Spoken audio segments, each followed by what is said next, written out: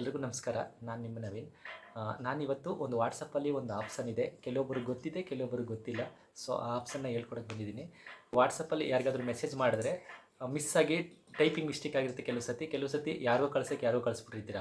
ನೀವೇನು ಮಾಡ್ತೀರಾ, delete all ಅಂತ ಕೊಡ್ತೀರಾ.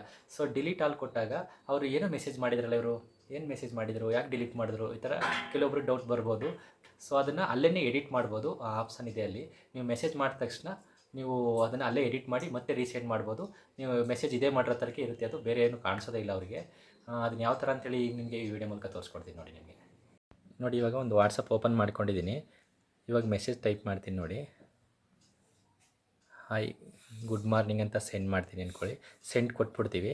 ಸೊ ಸೆಂಡ್ ಆದಮೇಲೆ ನೀವು ಇದನ್ನೇ ಏನಾದ್ರು ಬೇರೆ ಕಳಿಸ್ಬೇಕಿತ್ತು, ತಿಂಡಿ ಆಯಿತಾ ಅಥವಾ ಬೇರೆಯವ್ರಿಗೆ ಕಳಿಸ್ಬೇಕಾಗಿತ್ತು ಅಂತಂದರೆ ಇಲ್ಲೇ ಎಡಿಟ್ ಮಾಡ್ಕೋಬೋದು. ನೀವು ಇದನ್ನ ಸೆಲೆಕ್ಟ್ ಮಾಡಿ, ಇಲ್ಲಿ 3 ಚುಕ್ಕಿ ಇರುತ್ತೆ ನೋಡಿ, ಈ ಚುಕ್ಕಿ ಮೇಲೆ ಕ್ಲಿಕ್ ಮಾಡಿ, ಇಲ್ಲಿ ಎಡಿಟ್ ಅಂತ ಆಪ್ಷನ್ ಇದೆ.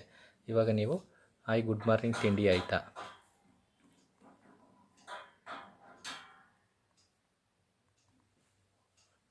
ಅಂತ ಟೈಪ್ ಮಾಡಿ ಮತ್ತೆ ಸೆಂಡ್ ಕೊಟ್ಟರೆ ನೋಡಿ, ಇಲ್ಲೇನು ಡಿಲೀಟ್ ಆ ಥರ ಏನು ಬರೋದಿಲ್ಲ ನೋಡಿ. ಅದು ಮೆಸೇಜ್ ಆಗೇ ಸೆಂಡ್ ಆಗುತ್ತೆ.